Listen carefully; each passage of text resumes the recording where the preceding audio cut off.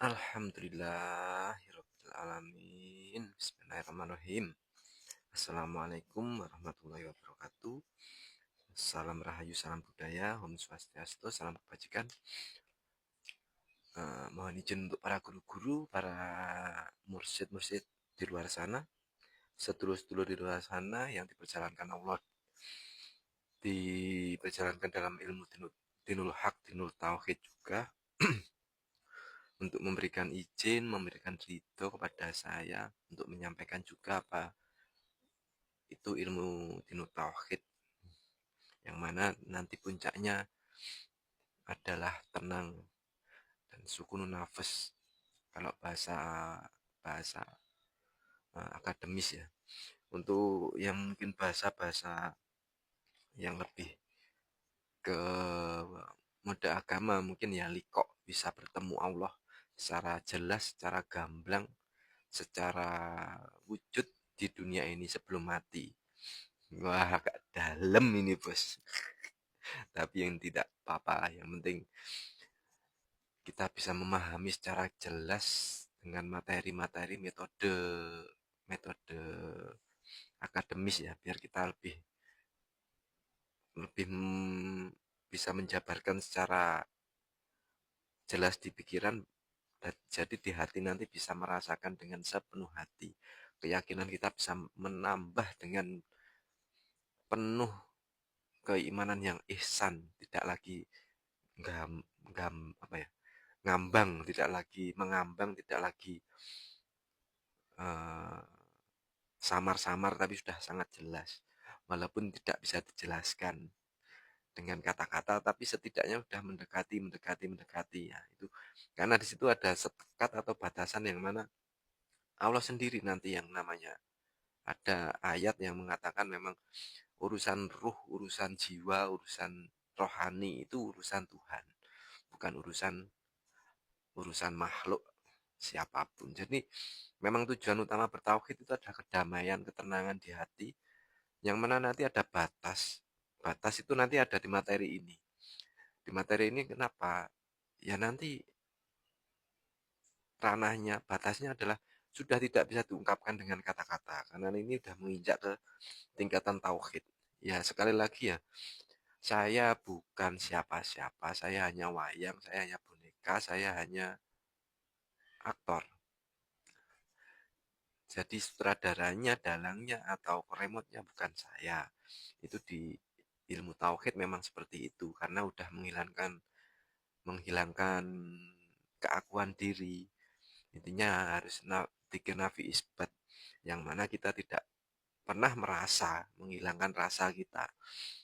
Ini ada lagi pelajaran kemarin, orang kalau sudah bisa menghilangkan rasa, rasa sayang, rasa benci, rasa rindu, rasa jengkel, mungkin pokoknya rasa-rasa itu dihilangkan dulu sampai netral.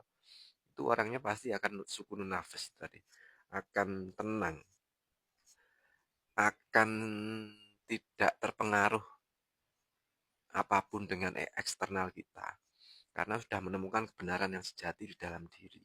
Bukan berarti kaku, bukan berarti egonya tinggi, tidak, karena sudah merendahkan semuanya ke titik nol. Jadi ya tidak tidak mempan ya, tidak terpengaruh dengan mau orang bilang gini, bilang gitu. Saya sudah punya kebenaran yang itu memang benar-benar dibimbing langsung dengan Tuhan. Ayo, piye itu, ayo. Kok bisa gitu? Ya gini, ini contoh kemarin sudah saya jabarkan juga. Contohnya gini, Anda tidak suka pedas. Ya ketika, ini ilustrasi paling gampang ya. Saya menggambarkan pedas, ya tidak bisa. Sama mama Anda tanya, Mas pedas rasanya nikmatnya gimana? Nikmatnya ya bumbunya lebih keluar, rasanya lebih nikmat. Terus eh, kehangatan di mulut seperti ini. Penjelasan itu bisa dijelaskan, tapi tidak bisa diwakilkan atau ditularkan, tidak bisa dipindahkan, tidak bisa. Biar biar tahu gimana rasanya ya dia harus mengalami sendiri. Itu ilustrasi yang paling gampang. Makanya di sini Saya gambarkan kemarin yang tingkat awal atau tahap-tahapnya adalah yang orang itu kalau udah tenang ya seperti itu, melewati meyakini, terus meyakini menjalani nomor dua. Yang pertama kan meyakini, dua meyakini memahami, tiga meyakini menjalani, empat meyakini memahami menjalani, enam meyakini menjalani memahami, memahami meyakini dan menjalani. Itu udah saya jelaskan di video sebelumnya. Nanti kalau udah selesai makulahnya, materinya, coba diulang lagi dari depan biar lebih enak, biar lebih kita bisa mengulang-ulang minimal untuk mengevaluasi diri kita biar lebih mantap lagi bertauhid ya, dan selalu menjalankan nilai-nilai tauhid di keseharian kita di setiap detik kita itu ya Bos ya. Alhamdulillah ini di tahap awal ketiga-tiganya udah, terus menghayati Allah yang lewat tauhid ahad, kok tauhid ahad, maaf, menghayati Allah itu ada lewat ahad, wahid dan juga wahdah. Ini sekelas apa ya, penguntaraan menghayati menghayati level apa tahap kita untuk mengenal Allah itu lewat lewat tahapan mana atau lewat tanda apa. Minimal kalau ahad lewat tanda yang serba tidak, Allah tidak diperanakkan, Allah tidak beranak, Allah tidak makan, tidak tidur. Kalau tidak salah seperti itu ya untuk yang ahad. Untuk yang level wahid, untuk yang level wahid eh, ya kan kemarin teologi yang bersifat teologi yang bersifat tidak. Kalau yang wahid ini levelnya kalau nggak salah ya, man arafa man arafa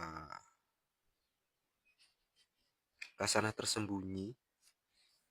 Nah, kalau nggak salah lewat ke kasih sayangnya, sifat yang kasih sayang, kemurahan, terus lewat eh, pokoknya lewat sifat-sifat Allah. Nanti jangan terlalu panjang ya, soalnya mau menjelaskan tingkatan tauhid ini lebih berhati-hati dalam menjelaskan. Nanti harus dicerna, jangan langsung dimakan mentah-mentah dan jangan diwiridkan. Karena ini bukan wirid. Ilustrasi paling gampang ketemu indah. Oh, iya ya, ini yang tajali dan jalaliyah, jamaliyah. Tajali itu bermanifestasi. Nanti kalau di wahdah itu memang sudah kita harus tahu lewat mana ya, lewat kalau di wahdah sendiri levelnya harus sudah menghayati alam. Al-Quran Qadim. Jadi lewat menghayati, lewat manifestasinya Tuhan, yaitu dengan bertajali. Bertajali atau bermanifestasikan diri. Lewat keindahan dan keagungan. Jalaliyah, jamaliyah. Jamaliyah keindahan, jalaliyah keagungan. Gunung meletus keagungan, jamaliyah itu keindahan, yaitu gunung indah, banyak hewan liarnya yang cantik, ada merak, ada ini, ada itu adalah jamaliyahnya. Setelah itu kita masuk ke dalam kemarin apa ya, setelah itu kita masuk ke tingkatan tauhid. Tingkat tauhid yang di bahasa agama Islam itu ya ada yang diwiridkan, tapi ya memang sebenarnya ini bukan wirid. Tapi kadang memang kalau kita belajar belajar untuk dikir suruh asror, dikir nafi isbat, dikir sirnya itu memang kadang-kadang memang terucap di dalam hati. Kalau di dalam hati ya nggak masalah, dengan Anda wiridkan tidak masalah. Tapi yang terpenting adalah harus merasa dilihat Allah, merasa di sekeliling kita ada Tuhan, merasa Tuhan bisa keluar masuk lewat hidung, lewat mulut, lewat pori-pori, lewat apapun. Akal tidak bisa mengilustrasikan dengan gampang itu, cuman kita harus merasa, harus selalu merasa.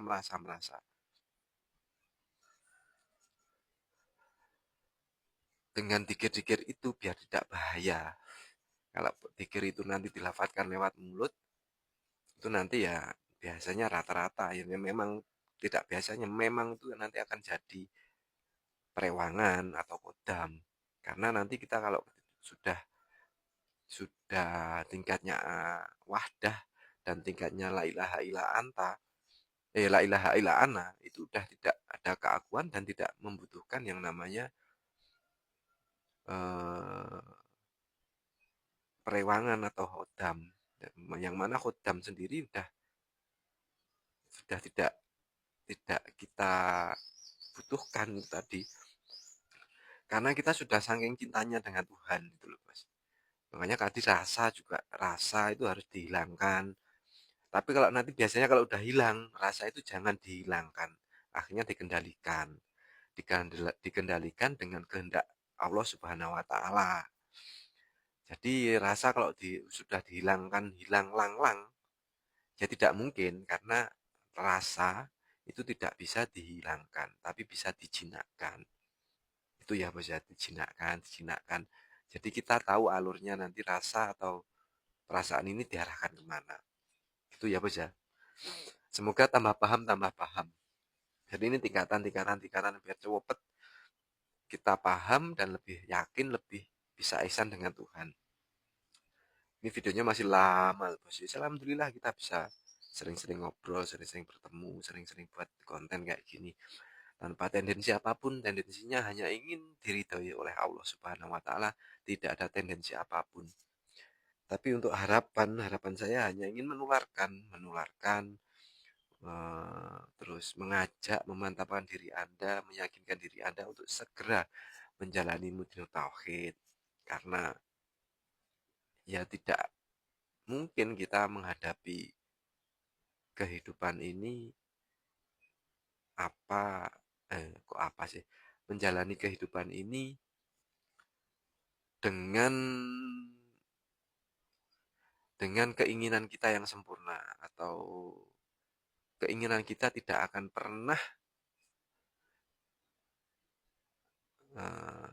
pernah sama dengan kenyataan yang ada. Jadi kita itu tidak mungkin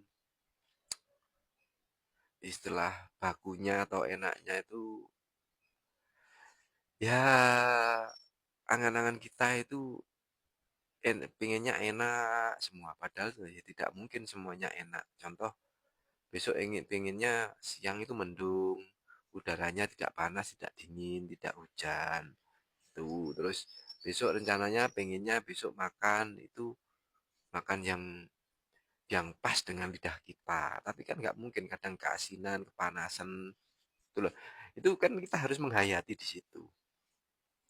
Terus pengennya punya anak itu yang nurut, nggak ada yang bantah. Nah, itu kan tidak akan sama seperti apa ya, persepsi kita. Tidak akan pernah sama dengan harapan kita. Nah, makanya di situ tauhid itu menyelaraskan, bertauhid itu mengimbangi, memberikan bekal, memberikan tongkat, memberikan pegangan, memberikan pondasi agar kita selalu nyaman dan agar kita selalu selalu senang dalam keadaan apapun gitu loh.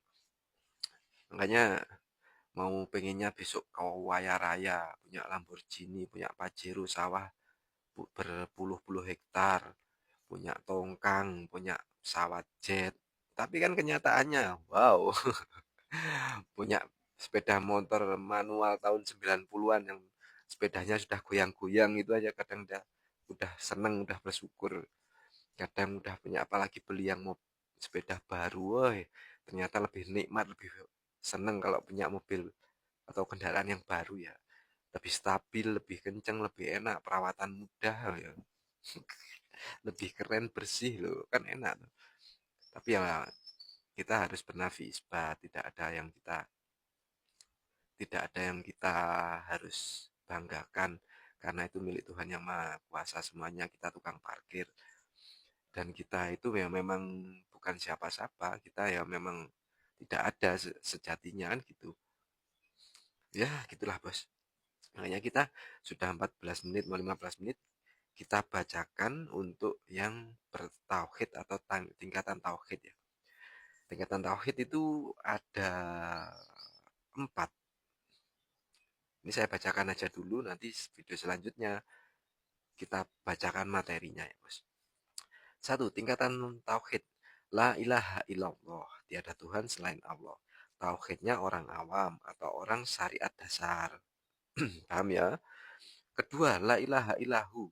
Tingkatan ini lebih tinggi dari yang pertama, la ilaha illallah tadi. Sebab pertama menyangkal Tuhan selain Allah. Berarti pertama itu menyangkal Tuhan selain Allah. Karena la ilaha illallah tiada Tuhan selain Allah. Kan udah menyangkal. Sedangkan golongan kedua ini tidak berhenti pada pengakuan bahwa selain Allah itu bukan Tuhan.